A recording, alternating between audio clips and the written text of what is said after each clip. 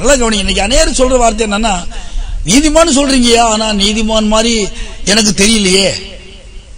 ஏன் தெரியறது இல்லைன்னா, இவங்க நீதிமான் மாதிரி என்ன செய்யல, இன்னும் நடக்காதனால நாங்க எப்படி நீதிமான ஒத்துக்கிறது அப்படின்னு யோசிக்கிறாங்க. இப்ப நல்லா கவனிங்க.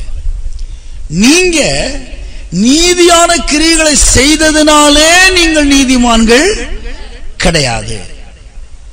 எப்போ நீங்க நீதிமான்கள்? நம்ம கணக்கு படி பார்த்தா எப்ப நீதிமான்? செய்யற தப்பெல்லாம் செய்யாம ரொம்ப கீழ்ப்படிஞ்சு ரொம்ப நல்ல பிள்ளையாகி ரொம்ப கீழ்ப்படிஞ்சு நல்லவங்களா வாழும்போது நம்ம நீதிமான்னு சொன்னா அப்படி கொஞ்சம் நாங்க நீதிமான் தான். இப்போ தெரிஞ்சுக்கிட்டீங்கல்ல, நாங்க தப்பே பண்ண மாட்டோங்க, தப்பே நமக்கு பிடிக்காதுங்க அப்படி சொன்னா இவனுக்கு நீதிமான் மாதிரி ஒரு உணர்வு ஏற்படுகிறது. இப்ப நல்லா கவனிங்க. நீங்கள் நீதியான கிரியைகளை செய்கிறதுனால நீங்கள் நீதிமான்கள் அல்ல. பைபிள் சொல்லுது, நீங்க எப்ப நீதிமான் தெரியுமா? நாம் அவருக்குள் தேவனுடைய நீதி ஆகும்படிக்கு பாவமறியாத அவரை தேவன் நமக்காக என்றைக்கு தேவன் இயேசுவை பாவமாக்கினாரோ அன்றைக்கே தேவன் உங்களை நீதிமானாக்கிட்டார். ஆனா நீங்க நீதியை பெற்றுக் கொண்டது இப்ப. என்னைக்கு ஏசமாய் ஏற்றுக்கொண்டீங்களோ அப்ப நீதியை பெற்றுக் கொண்டீர்கள், அவ்வளவுதான்.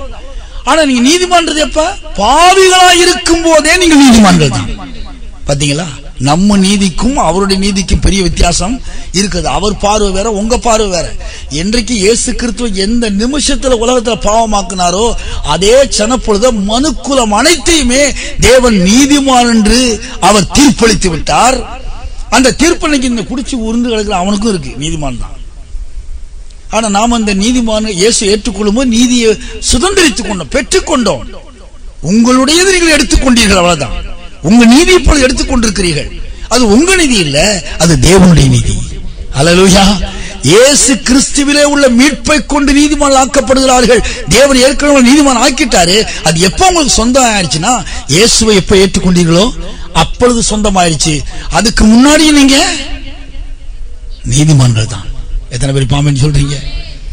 தேவன் உங்களை நீதிமான் ஆக்குறது வேற, நீங்க நீதிமான்ல வாழ்றது வேற. இப்ப இயேசு கிறிஸ்து ஏற்றுக்கொண்ட பாடு நீதிமான் தெரிந்தாத வரைக்கும் பிரச்சனை இல்லை. நீதிமான் என்று தெரிந்த பிற்பாடு இப்ப நீங்க யாரா இருக்கணும்? நீதிமானாய் வாழ்றதுனால நீங்க நீதிமான் இல்ல, நீதிமானாய் ஆக்கப்பட்டதுனால நீங்க நீதிமானாய் வாழ வேண்டும். எத்தனை பேருக்கு புரிந்து கொண்டீர்கள்? இங்க இருக்கிற எல்லாரும் கர்த்தர் உங்களை நீதிமான் ஆக்கியிருக்கிறார். இப்ப நிம்ம எப்படிப்பட்ட வாழ்க்கை நம்ம வாழணும்? நீதிமான் என்கிற அந்த வாழ்க்கையில வாழும்போது நான் சொல்றேன், ஒரு நீதிமான் எப்படி குப்பை தொட்டில் போய் உட்காருவான். நீதிமான்கிற உணர்வு வந்து விட்டால் நான் நீதிமான், என்னுடைய பாவம் கழுவப்பட்டிருக்கிறது, தேவன் பாவத்தை மன்னித்தது மட்டுமல்லாமல் நான் எந்த பாவமே செய்யாதவன் என்று என்னை தீர்த்திருக்கிறாரே, எனக்கா அந்த பட்டம். நான் பண்ண தப்பு எவ்வளவு பெரிய தப்பு, எவ்வளவு பொய் பேசியிருக்கிறேன், எவ்வளவு கெட்ட வார்த்தை பேசியிருக்கிறேன், எவ்வளவு குடிச்சிருக்கிறேன், எவ்வளவு வெறிச்சிருக்கிறேன், எப்படி தவறு செய்திருக்கிறேன். இப்படி தவறு செய்த என்னையவா தேவன் இப்படி சொன்னார்? அதான் விசுவாசம். விசுவாசிக்கிற எவர்களுக்குள்ளும் எவர்கள் மேலும் இந்த நீதி பலிக்கும்.